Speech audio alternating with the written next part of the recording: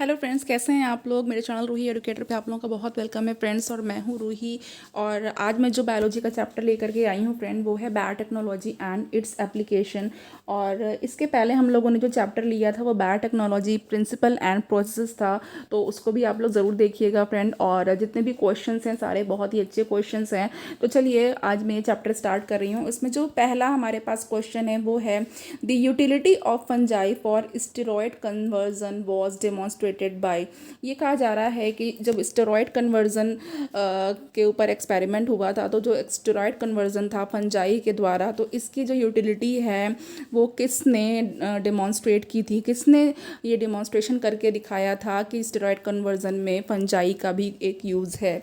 तो ए है हमारे पास Pasteur and Joubert, B Kohler and Milstein, and C Murray and Peterson, D Waksman and Woodruff. तो यहाँ पे हमारे पास जो आपका जो करेक्ट आंसर हो जाएगा इसका, वो हो जाएगा Murray and Peterson. Okay, next question पे हम लोग आते हैं फ्रेंड। नेक्स्ट क्वेश्चन है most widely used bio weapon is. Most widely used bio weapon इसमें से कौन सा है? तो यहाँ पे ए है Bacillus subtilis, B Pseudomonas putida, and C Bacillus anthracis, and D है नन ऑफ द अबव।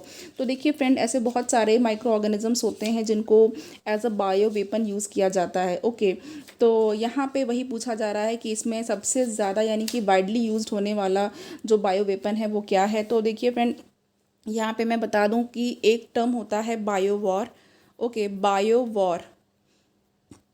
तो देखिए, ये जो बायो वॉर होता है इसमें क्या होता है, इसमें बायोलॉजिकल वेपन्स का यूज़ होता है और बायोलॉजिकल वेपन से ये फाइट की जाती है। और ये जो वेपन है वो अगेंस्ट ह्यूमन या फिर किसी क्रॉप के अगेंस्ट, या तो जो एनिमल्स हैं ओके उनके अगेंस्ट ये यूज़ किया जा सकते हैं। तो ये जो बायो वॉर है इसको बायोलॉजिकल वॉर भी कहा जाता है। और जो बायो वॉर वायरस, बैक्टीरिया और जो कुछ अदर हार्मफुल ऑर्गेनिज्म होते हैं उनको एज अ बायो वेपन की तरह यूज़ किया जा सकता है बायो वॉर में।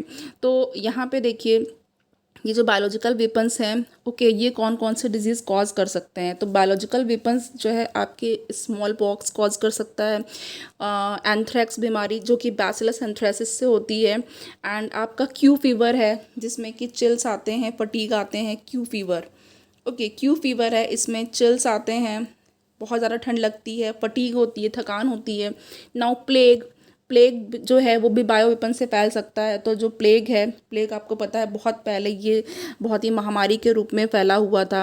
और टूलेरेमिया एक बीमारी होती है ओके, एंड और आपका जो बॉटुलिनम टॉक्सिन होता है जो कि आपका बॉट्यूलिनम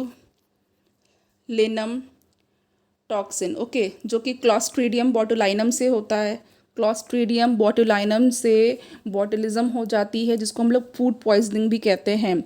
नाउ, और viral encephalitis, viral haemorrhagic fevers, ये जो सारे हैं ये क्या है, बायोलॉजिकल वेपन्स जो है यूज़ होते हैं और ये इस तरह के डिजीज़ेस फैला सकते हैं। वो जो बायोलॉजिकल वेपन से हमको ये सारी डिजीज़ेस जो मैंने अभी बताई हैं वो सब फैल सकती हैं, हो सकती हैं।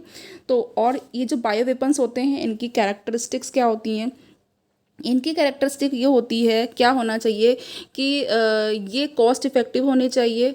ठीक है, इनकी जो है बहुत ही ज़्यादा हाई कॉस्ट नहीं होनी चाहिए। तो जो बायो वेपन्स होते हैं वो लो कॉस्ट के वेपन्स होते हैं और बहुत ज़्यादा नंबर यानी मास में बहुत ज़्यादा कैजुअलिटी हो, इनसे बहुत ज़्यादा लोग मर जाएं, बहुत ज़्यादा लोगों को नुकसान पहुँचे। तो ये क्या करते हैं, ये जो है बहुत ज़्यादा कैजुअलिटी करते हैं। अब आप एक वायरस, सपोज़ अगर कोरोना का वायरस है वो एज अ बायो वेपन किसी ने यूज़ किया हो, तो ये अगर बायो वेपन अगर है तो ये अब आप खुद देख सकते हैं कि करोड़ों लोग इससे मर चुके हैं। अगर हम पूरी दुनिया की बात करें तो ओके, कितनी ज़्यादा तबाही मची है, कितने ज़्यादा डेथ्स हुए हैं। तो इस तरीके से कोई भी बायोलॉजिकल वेपन यह होता है तो क्या करता है, वो ऐसे ही बहुत ही ज़्यादा नंबर ऑफ़ पीपल को, बहुत ही ज़्यादा नंबर ऑफ़ एनिमल्स को ये हार्म करता है। ओके, तो जो बायो वेपन्स होते हैं वो क्या होते हैं, इनविजिबल होते हैं, दिखाई नहीं देते, ओडरलेस होते हैं, इसमें कोई भी महक स्मेल नहीं होती है, टेस्टलेस होते हैं, जब रिलीज़ किए जाते हैं कोई टेस्ट नहीं मिलेगा। अब इनके अगेंस्ट डिफेंस कैसे किया जाता है? डिफेंस करने के लिए क्या करते हैं, ये जो है एक प्रोटेक्टिव शेल्टर होती है उसका यूज़ कर सकते हैं, प्रोटेक्टिव शेल्टर्स बनाई जाती हैं। और रिस्पायरेटरी या फिर रिस्पायरेटर्स या फिर गैस मास्क इसका यूज़ करते हैं इसको ख़त्म करने के लिए, वैक्सीनेशन करते हैं। सपोज़ अगर मैं फिर से कहूँगी, अगर कोरोना एक बायो वेपन है तो वैक्सीनेशन ही इसका इलाज है। नाउ और आपका डिकंटामिनेशन किया जा सकता है। ओके, बहुत सारे आपके स्टरलाइजिंग एजेंट्स, सैनिटाइजेशन वगैरह करके डिकंटामिनेशन किया जा सकता है। और effective detection system and antibiotic, ये सारी चीज़ें यूज़ करके हम लोग कर सकते हैं। तो यहाँ पे देखिए हमारे पास पूछा गया है कि जो मोस्ट वाइडली यूज़ होने वाला बायो वेपन है वो कौन सा है। तो जो सेकंड है उसका जो सी है, यानी कि बैसिलस एंथ्रेसिस, जो एंथ्रेक्स नामक बीमारी भी फैलाता है, तो ये है। यहाँ पे हमारे पास जो थर्ड है वो क्या है, the vaccine of hepatitis B is. तो ऑप्शन है हमारे पास A first generation vaccine, B interferon, C second generation vaccine and D third generation vaccine. तो देखिए यहाँ पर हमारे पास जो आपकी वैक्सीन है उससे क्वेश्चन आया हुआ है। तो आपको पता है फर्स्ट जनरेशन वैक्सीन भी होती हैं, सेकेंड जनरेशन वैक्सीन्स भी होती हैं। ओके, कुछ वैक्सीन्स जो होती हैं वो डीएनए वैक्सीन्स होती हैं। तो जो है उनका डीएनए का यूज़ करके वो वैक्सीन्स डेवलप की जाती हैं। तो इस तरीके से आपकी डीएनए वैक्सीन्स भी होती हैं। तो यहाँ पे हमारे पास पूछा गया है जो हेपेटाइटिस बी की वैक्सीन है वो किस तरीके की वैक्सीन है। तो यहाँ पर जो हमारे पास करेक्ट आंसर होगा वो क्या होगा, देख लेते हैं इसको। तो देखिए यहाँ पे जो थर्ड है उसका हमारे पास सी यानी कि जो सेकेंड जनरेशन वैक्सीन है ये बिल्कुल करेक्ट है। नाउ नेक्स्ट हमारे पास है fourth question, isolation of BT gene from bacterium bacillus thuringiensis was taken up in the year.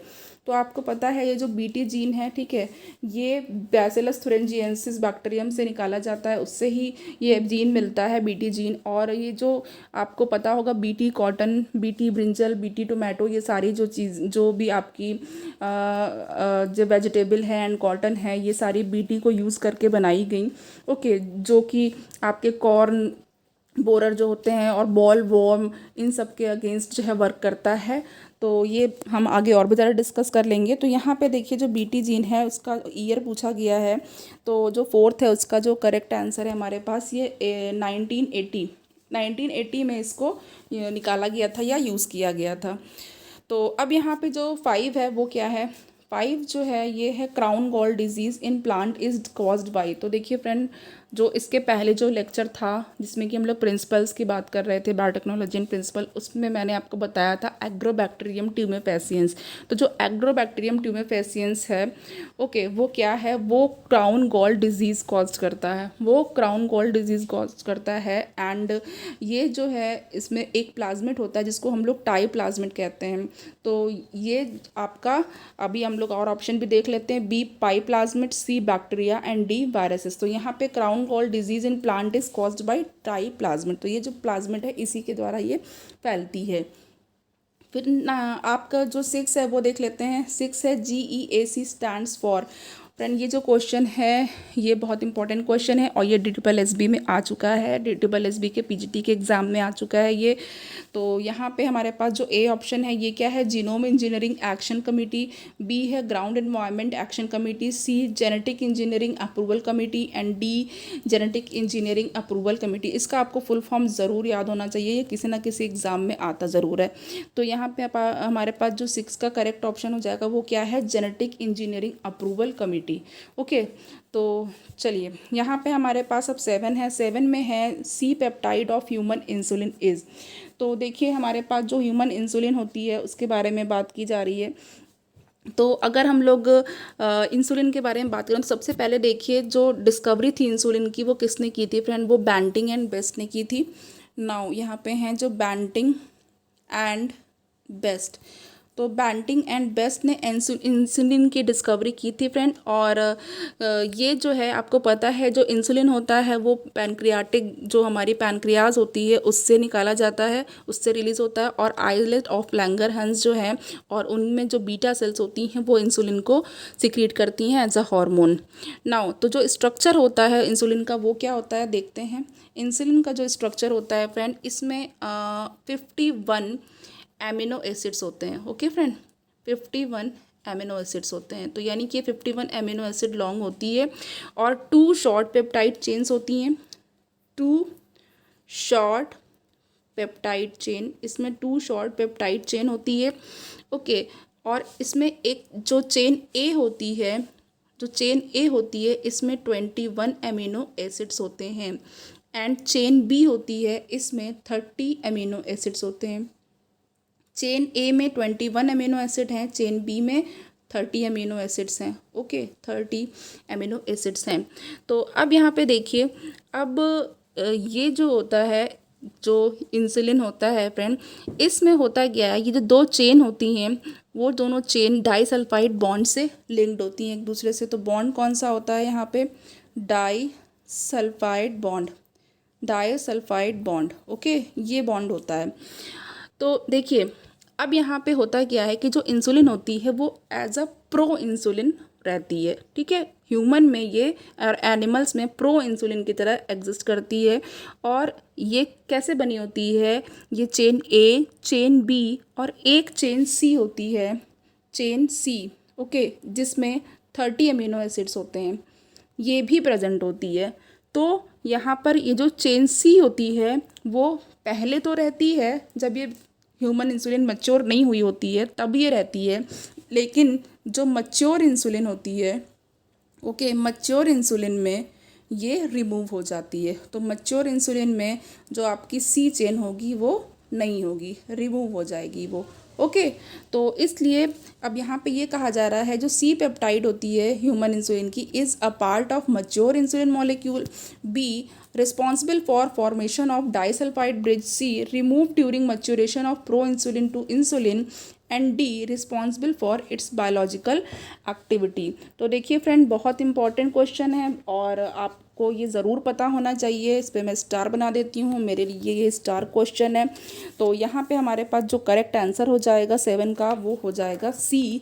ये जो है जब मेचुरेशन होता है प्रो इंसुलिन से इंसुलिन में तब रिमूव हो जाती है। ओके, नाउ 8 देख लेते हैं।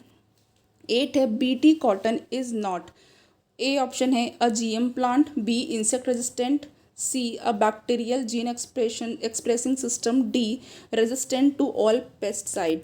तो यहाँ पे बीटी कॉटन के लिए कहा गया है, तो जो यहाँ पे 8th का आंसर हो जाएगा हमारे पास, ये क्या हो जाएगा, ये डी हो जाएगा। जो बीटी कॉटन होती है वो सभी पेस्टिसाइड्स के लिए रेजिस्टेंट नहीं होती है। और अदरवाइज़ ये एक जीएम प्लांट है, जीएम मतलब कि ये जेनेटिकली मॉडिफाइड प्लांट है और ये इंसेक्ट रेजिस्टेंट भी है और इसमें बैक्टीरियल जीन एक्सप्रेसिंग सिस्टम होता है। अब मैं आपको बीटी कॉटन के बारे में बताऊंगी। देखिए, अब यहाँ पे थोड़ा सा समझ लेते हैं जो बीटी कॉटन है। तो डीएनए टेक्नोलॉजी का और या जेनेटिक इंजीनियरिंग का यूज़ करके बनाया गया। ओके, तो यहाँ पे देखिए होता क्या है, यहाँ पे जो जीन बीटी है, ओके, इसको किससे एक्सट्रैक्ट किया गया, इसको बैसिलस थुरिंजिएंसिस बैक्टीरियम से एक्सट्रैक्ट किया गया। और ये जो बीटी जीन है इसमें क्या होता है, रेजिस्टेंट होता है इंसेक्ट्स के लिए। तो जो भी अगर मान लीजिए हमने बीटी कॉटन बनाया, इस जीन को यूज़ करके बीटी कॉटन बनाया गया, तो अब इस बीटी कॉटन को वो इंसेक्ट नहीं खा सकता। ओके, और अगर इंसेक्ट खाएगा तो वो डेड हो जाएगा। तो अब यहाँ पर देखते हैं कि होता क्या है। देखिए, ये जो आपकी बीटी कॉटन है, ये एक इंसेक्टिसाइडल, बीटी जो जीन होता है ये क्या होता है, ये इंसेक्टिसाइडल प्रोटीन होती है, ये इंसेक्ट्स को किल करती है। लेकिन एक्चुअल में ये जो टॉक्सिन होता है, ठीक है, ये बैसिलस खुद क्यों नहीं इससे मर जाता है, ये बैसिलस पे यानी जो बैक्टीरियम होता है उस पर क्यों नहीं अटैक करती है, क्योंकि जो बीटी टॉक्सिन होती है प्रोटीन, वो किस फॉर्म में होती है, ये जो बीटी आपके पास है, ओके, ये जो टॉक्सिन है ये हमारे पास ये पहले कैसे होती है, ये इनएक्टिव प्रोटॉक्सिन के फॉर्म में होती है। ओके, इनएक्टिव प्रोटॉक्सिन के फॉर्म में होती है। लेकिन जब एक बार ये इंसेक्ट, जो भी इंसेक्ट उस कॉटन को खाने की कोशिश करेगा, उस प्लांट को, तो जब एक बार ये इंसेक्ट इसको इंजेस्ट कर लेता है, उसकी गट में जब ये चली जाती है, तो क्या होता है, ये इनएक्टिव टॉक्सिन किस में बदल जाती है, ये इनएक्टिव टॉक्सिन एक एक्टिव फॉर्म में चेंज हो जाती है, एक्टिव फॉर्म में बदल जाती है टॉक्सिन के। ओके, कैसे बदल जाती है, क्योंकि ये जो इंसेक्ट होता है उसकी जो गट होती है उसमें एल्केलाइन पीएच होती है, एल्केलाइन पीएच होती है। ओके, यानी कि क्षारीय माध्यम होता है, एल्कली मीडियम होता है उसकी गट में। और ये क्या करता है, ये क्रिस्टल को, जो बीटी के क्रिस्टल होते हैं उसको सॉल्युबलाइज कर देता है। अब जब एक बार एक्टिव टॉक्सिन जो मिडगट की सेल से बाइंड कर जाता है, यानी कि अब ये जो टॉक्सिन जो एक्टिव हो चुका है, ओके, अब इंसेक्ट की गट में है उसके, अब क्या करेगा, जो सेल्स होती हैं, कौन सी सेल, मिडगट की एपिथीलियम सेल, तो प्लस मिडगट क्या होगा, मिडगट की जो एपिथीलियल सेल होंगी, एपिथीलियल सेल, इसके साथ जब ये अटैच हो जाता है तो ये पोर्स बना लेता है या छेद बना लेता है, और जो सेल होती है वो स्वेल कर जाती है और इसकी लाइसिस हो जाती है, यानी वो अपघटित हो जाती है और इंसेक्ट की डेथ हो जाती है।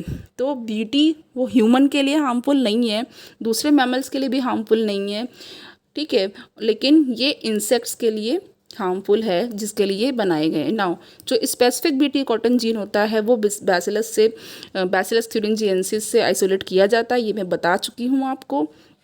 तो अब देखिए होता क्या है, जो टॉक्सिन होता है उसका नाम होता है जीन का, इसको क्राई के नाम से जानते हैं। ओके, किस नेम से जानते हैं इसको क्राई के नेम से जानते हैं। तो यहाँ पर आपको पता चल गया कि इसको जो है क्राई के नेम से जानते हैं। तो अब देखिए आपका क्राई में कौन कौन सा होता है, एक तो आपका क्राई 1AB होगा। नाउ क्राई 1AB होता है, ओके, तो आप जो है क्राई 1AB का भी नाम जानते होंगे। और क्या होता है, क्राई AC भी होता है, ओके, तो AB और AC दो टाइप के होते हैं। नाउ अब यहाँ पर हम लोग आगे देख लेते हैं next question. Now alpha-1 antitrypsin is A an antacid, B an enzyme, C used to treat arthritis और D है used to treat emphysema। तो देखिए यहाँ पे जो हमारे पास इसका करेक्ट आंसर हो जाएगा वो क्या हो जाएगा, तो यहाँ पे हमारे पास जो 9 है इसका डी जो ऑप्शन है वो बिल्कुल करेक्ट हो जाएगा। जो alpha-1 एंटीट्रिप्सिन होता है इसको एम्फीसीमा के ट्रीटमेंट के लिए यूज़ किया जाता है। ओके फ्रेंड, तो इससे एम्फीसीमा का ट्रीटमेंट होता है। तो यहाँ पे आप लोगों के लिए ये जो क्वेश्चन है ये इम्पॉर्टेंट है, बहुत इंपॉर्टेंट है फ्रेंड। और यहाँ पे अब मैं आगे नेक्स्ट क्वेश्चन की तरफ बढ़ती हूँ। चलिए नेक्स्ट क्वेश्चन की तरफ देखते हैं आगे क्या है हमारे पास। नाउ 11 यहाँ पे 10th क्वेश्चन रह गया है फ्रेंड, इसको देख लेते हैं। 10 the site of production of ADA in the body is. Now अब ऑप्शन है ए एरिथ्रोसाइट्स, बी लिम्फोसाइट्स, सी ब्लड प्लाज्मा, डी ऑस्टियोसाइट्स। तो देखिए यहाँ पे आपसे पूछा गया है कि जो ADA होता है उसकी बॉडी में साइट ऑफ प्रोडक्शन क्या होता है, या वहाँ ये कहाँ पे प्रोडक्शन होता है इसका, तो ये है हमारे पास 10 का बी। ये समझ लीजिए आप ये कि लिम्फोसाइट्स में ये प्रोड्यूस होता है। ओके, कहाँ प्रोड्यूस होता है, ये लिम्फोसाइट्स में प्रोड्यूस होता है। तो नाउ अब हम लोग नेक्स्ट देख लेते हैं। नेक्स्ट है हमारे पास question, choose the correct option regarding retroviruses. अब रेट्रोवायरसेस के लिए जो करेक्ट ऑप्शन है वो चूज़ करना है यहाँ पर। तो हम लोग देखते हैं, ऑप्शन ए है an RNA virus that synthesize DNA during infection, B a DNA virus that synthesize RNA during infection, C a single stranded DNA virus, D a double stranded RNA virus। तो देखिए इसके बारे में हम लोग पहले भी बात कर चुके हैं रेट्रोवायरसेस के बारे में पहले के लेक्चर्स में। और यहाँ पे जो करेक्ट ऑप्शन आपका हो जाएगा वो क्या हो जाएगा, ये एक RNA वायरस होता है जो DNA को सिंथेसाइज करता है। ओके, यानी कि RNA से DNA बन रहा है। तो जनरली तो DNA से जब RNA बनता है तो ट्रांसक्रिप्शन कहा जाता है, बट यहाँ पे RNA DNA बना रहा है और ये रिवर्स ट्रांसक्रिप्शन की कैटेगरी में आता है फ्रेंड। ओके, और ये रेट्रोवायरसेस हैं। चलिए नेक्स्ट हमारे पास 12 है, a protoxin is a uh primitive toxin, B a denature toxin, C toxin produce by protozoa, D inactive toxin. तो ये जो आपका प्रोटॉक्सिन होता है वो क्या होता है, यहाँ पे देख लीजिए ये एक इनएक्टिव टॉक्सिन होता है। अभी हमने BT के केस में बताया है आपको, तो ये क्या है, प्रोटॉक्सिन है। नेक्स्ट क्वेश्चन की तरफ आ जाते हैं। नेक्स्ट क्वेश्चन है पैथोफिजियोलॉजी इज दी। तो पैथोफिजियोलॉजी क्या होती है, A study of physiology of pathogen, B study of normal physiology of the host, C study of altered physiology of the host, and D none of the above। तो यहाँ पे देख लीजिए हमारे पास जो 13 है इसका करेक्ट आंसर क्या होगा, C study of Altered physiology of the host. तो पैथोफिजियोलॉजी में जो होस्ट होता है उसकी जो बदली हुई या अल्टर्ड फिजियोलॉजी होती है उसकी स्टडी की जाती है कि पहले कैसी थी और अब कैसी हो गई। तो यहाँ पे देख लेते हैं।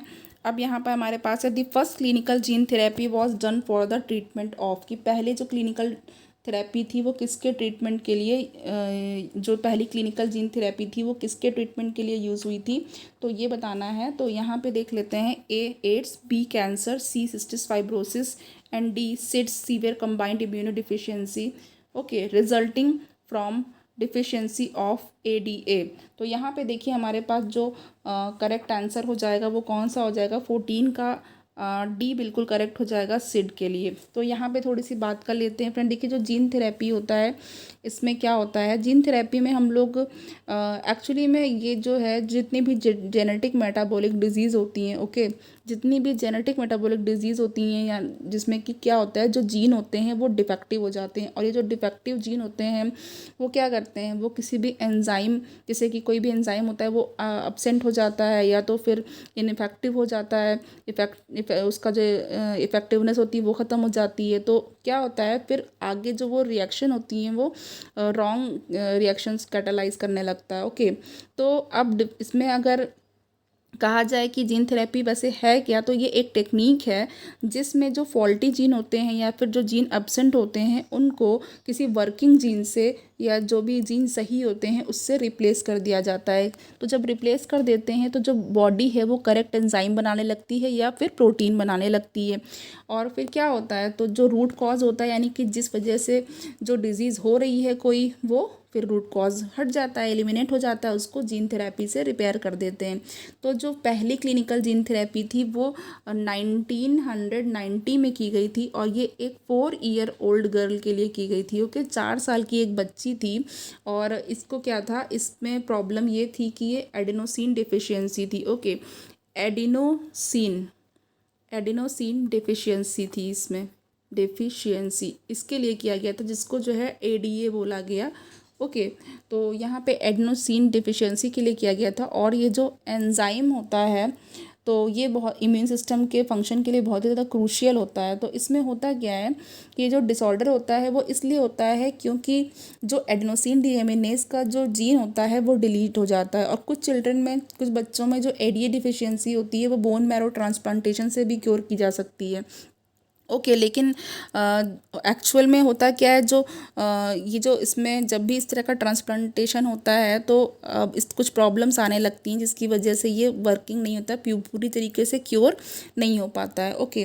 तो जेनेटिक इंजीनियरिंग की अप्रोच यूज़ की जाती है, देन उसके बाद जो है जब पहले डायग्नोसिस की जाती है, फिर जेनेटिक इंजीनियरिंग का यूज़ करके इसको क्या किया जाता है, जो शॉर्ट पीसेस ऑफ DNA होते हैं उनको बनाया जाता है, जिनको कि DNA प्रॉप्स कहते हैं, ये डिज़ाइन किए जाते हैं, देन उसके बाद आगे ट्रीटमेंट किया जाता है, ओके। तो चलिए आगे हम लोग पढ़ लेते हैं। आगे है हमारे पास नेक्स्ट क्वेश्चन 15th है।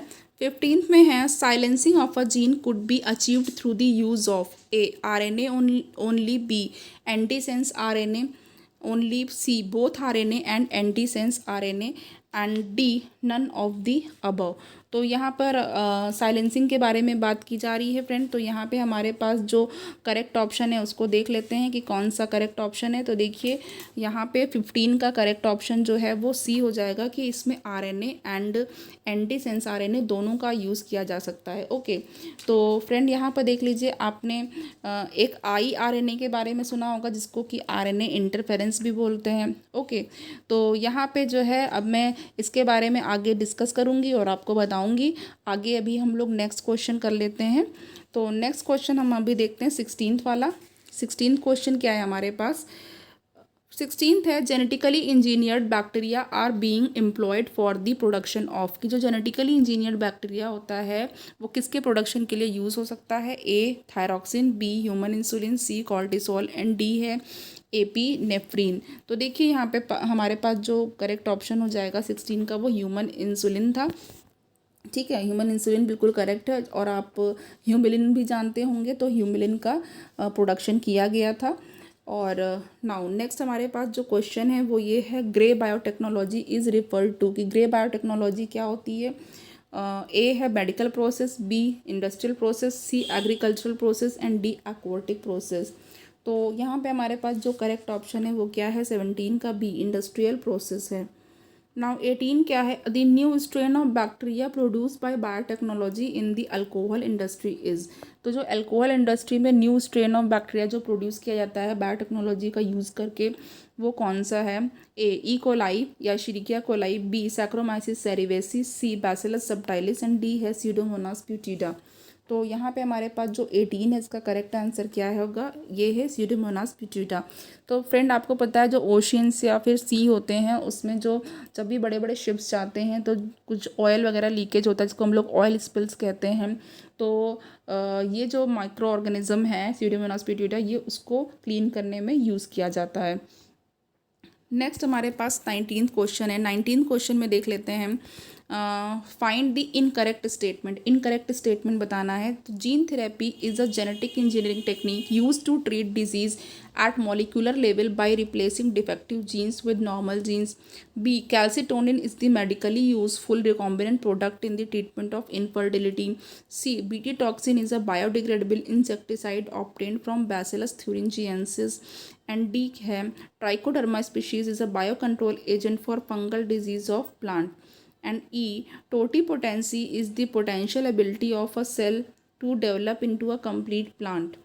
तो यहाँ पे जो हमारे पास करेक्ट ऑप्शन हो जाएगा वो क्या हो जाएगा?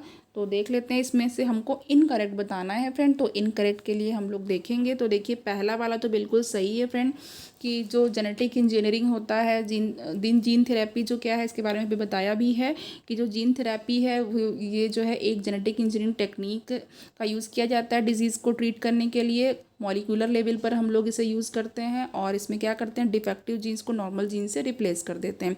तो ये तो करेक्ट है हमारे पास, हमें यहाँ पे इनकरेक्ट पूछा हुआ है। जो सेकंड पॉइंट है आपका कैल्सिटोनिन का, वो इनकरेक्ट है फ्रेंड, और हमारे पास यही करेक्ट आंसर हो जाएगा। और जो बीटी टॉक्सिन के बारे में है कि जो बीटी टॉक्सिन होता है biodegradable insecticide obtained from Bacillus thuringiensis, ये बिल्कुल करेक्ट है कि और जो ट्राइकोडर्मा स्पीशीज़ होती है वो बायो कंट्रोल एजेंट की तरह वर्क करती है, ये भी बिल्कुल करेक्ट है। एंड जो टोटीपोटेंसी होता है ये क्या होता है, पोटेंशियल एबिलिटी होती है किसी भी सेल की कि वो किसी भी कंप्लीट प्लांट में जो है वो डेवलप हो सकता है, ये भी बिल्कुल करेक्ट है। नाउ यहाँ पे हमारे पास अब 20 देख लेते हैं। 20 में है choose the correct statement with reference to Dolly. Now A है हमारे पास, she was created by taking nucleus from unfertilised egg.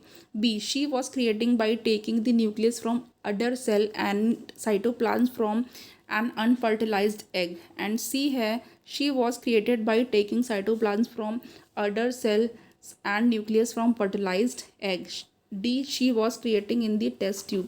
तो देखिए यहाँ पे जो 20th है उसका जो करेक्ट आंसर हो जाएगा वो हमारे पास बी करेक्ट हो जाएगा कि ये जो डॉली थी वो कैसे क्रिएट की गई थी। ये जो है जो न्यूक्लियस था वो अडर सेल से लिया गया था एंड जो साइटोप्लाज्म वो अनफर्टिलाइज्ड एग से लिया गया था।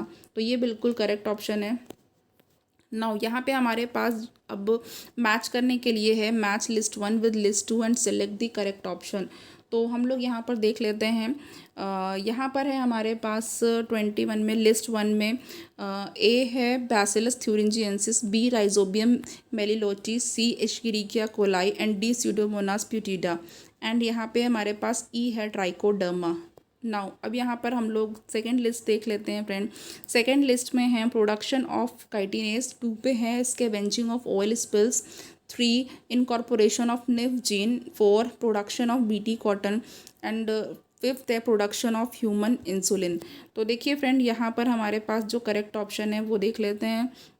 इसमें आप लोगों को जो बैसिलस थ्यूरिंजिएंसिस है इसके बारे में डिस्कशन पहले ही कर चुके हैं, तो आप लोग 4 जल्दी से इसको लगा सकते हैं कि production of BT toxin. And now आपका ये जो स्यूडोमोनास प्यूटिडा है इसके बारे में भी मैंने बताया था, तो यहाँ पे आप इसको लगा सकते हैं कि scavenging of oil spills. Okay तो नाउ अब हम लोग इसका करेक्ट ई कोलाई जो है आपका ये यहाँ पर आपका जो प्रोडक्शन ऑफ ह्यूमन इंसुलिन है उसके लिए यूज़ की गई थी, लेकिन फिर भी अब हम लोग आंसर चेक कर लेते हैं। तो जो 21 है उसका जो करेक्ट आंसर है वो कौन सा है? 21 का करेक्ट ऑप्शन देखिए यहाँ पे ए का 4 इसमें दे रखा है, तो यहाँ पे पहले ही ऑप्शन से हमको क्लियर हो गया है, ए का 4 यहाँ पे दे रखा है, तो ए का 4 है नाउ। और जो बी है यानी राइजोबियम मेलिलोटी, इसके लिए यहाँ पे incorporation of nif gene correct हो जाएगा। देन आपका जो ई कोलाई है उसके लिए आपके पास जो है वो production of human insulin correct हो जाएगा। एंड जो डी है स्यूडोमोनास पिट्यूटा उसके लिए scavenging of oil spills correct हो जाएगा। एंड जो ई है ट्राइकोडर्मा उसके लिए प्रोडक्शन ऑफ काइटिनेज बिल्कुल करेक्ट हो जाएगा।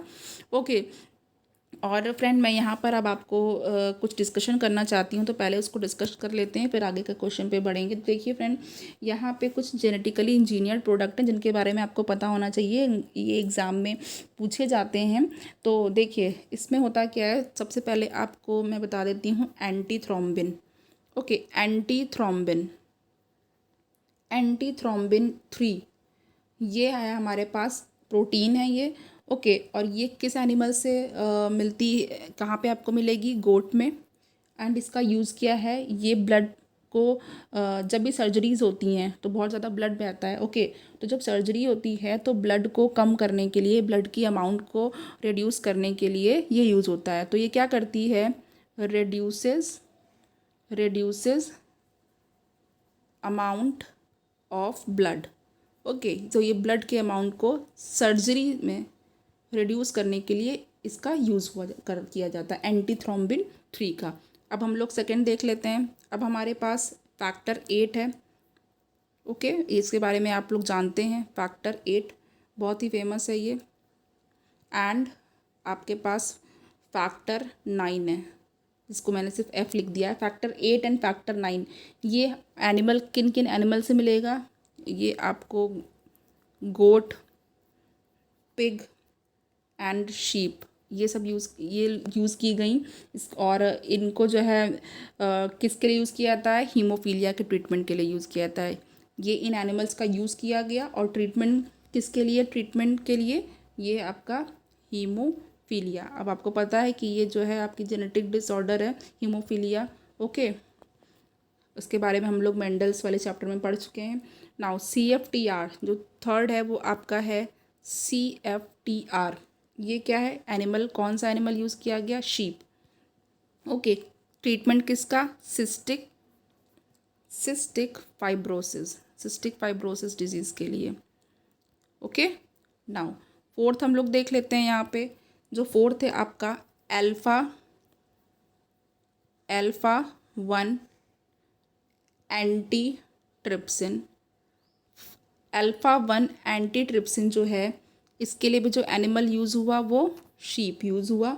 और ट्रीटमेंट किसका किया जाता है, एम्फीसीमा। ओके ट्रीटमेंट किसका करते हैं, एम्फीसीमा का करते हैं। नाउ नेक्स्ट हमारे पास है लाइसोस्टेफिन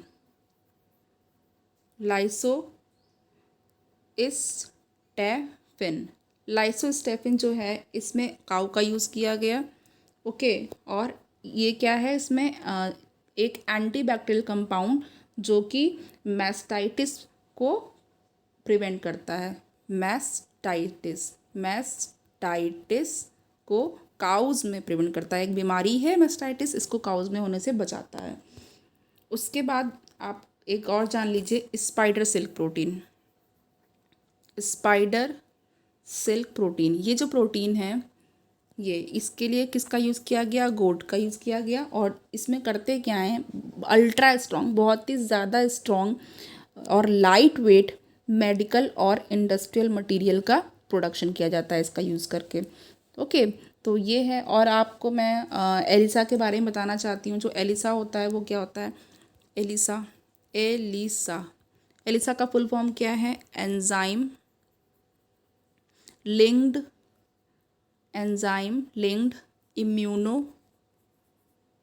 इम्यूनोसॉर्बेंट एसे। ओके एलिसा क्या है, एंजाइम लिंक्ड इम्यूनोसॉर्बेंट एसे है। तो जो एलिसा होता है इसमें होता क्या है फ्रेंड, ध्यान से सुनिएगा। देखिए ये किस पे वर्क करती है, ये एंटीजन और एंटीबॉडी के कॉम्बिनेशन पे वर्क करती है। Antigen antibody. ओके हमारी बॉडी में कोई भी फॉरेन पार्टिकल जाता है तो वो हमारी बॉडी के लिए एंटीजन होता है। देन उस एंटीजन के अगेंस्ट हमारी बॉडी में क्या बनती हैं, एंटीबॉडीज़ बनती हैं। तो एंटीजन एंटीबॉडी कॉम्बिनेशन पे या रिएक्शन पे ये वर्क करता है।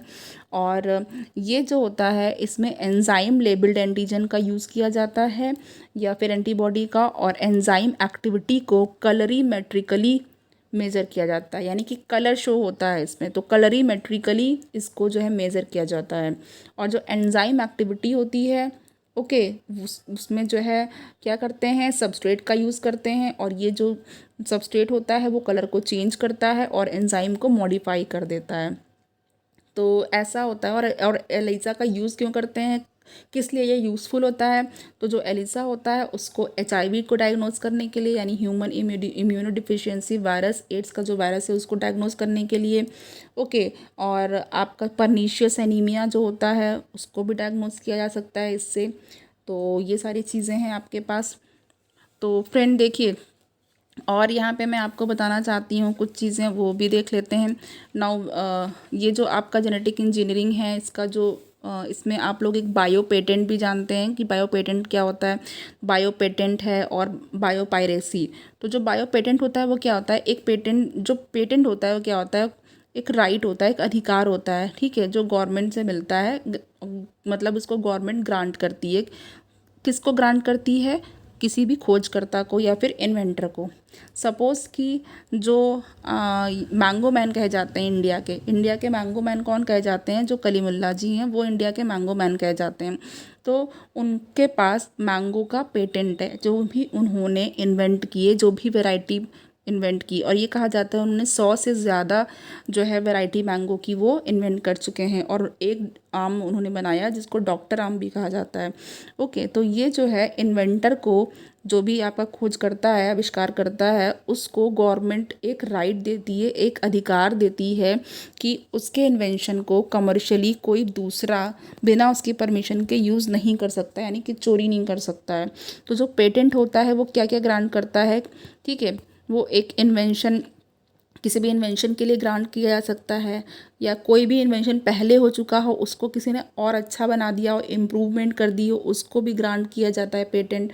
या तो फिर जो है किसी प्रोडक्ट को जो है वो प्रोडक्ट को जनरेट करने का प्रोसेस है उसके लिए ग्रांट किया जाता है, ओके। बहुत सारी चीज़ों के लिए ये बायो पेटेंट किया जाता है। और जो बायो पायरेसी है, इसमें क्या होता है, जैसे कोई भी ऑर्गेनाइजेशन होता है या मल्टीनेशनल कंपनी होती हैं, वो क्या करती हैं, वो जो है किसी भी बायोलॉजिकल सोर्स के पेटेंट को क्या करती हैं, नुकसान पहुंचाती हैं, एक्सप्लॉइट करती हैं उसको। तो या फिर जो बायो रिसोर्सेज होते हैं तो वो दूसरे जो कंट्री के लोग होते हैं या कोई भी जो है क्या करता है, पायरेसी कर लेता है, उसकी चुरा लेता है उसको। तो ये सारी चीज़ें इसमें होती हैं, ओके। तो यहाँ पर देखिए आपको इतनी सारी चीज़ें आपको पता चल गई हैं। अब यहाँ पे आपको बासमती राइस के बारे में बता दें, जैसे कि जो बासमती है, आपको पता है इंडिया में कितनी ज़्यादा और कितना अच्छी वैरायटी बासमती की होती है, ओके। जो बासमती राइस, इसका जम्पलाज, तो लेकिन जो है इसके बहुत सारे पेटेंट्स USA के पास हैं, ओके। तो बहुत सारे पेटेंट USA को ग्रांट किए गए हैं। तो यही सारी चीज़ें हैं फ्रेंड। और चलिए हम लोग अब यहाँ पे इसका आंसर देख लेते हैं, जो 21 का आंसर कौन सा होगा।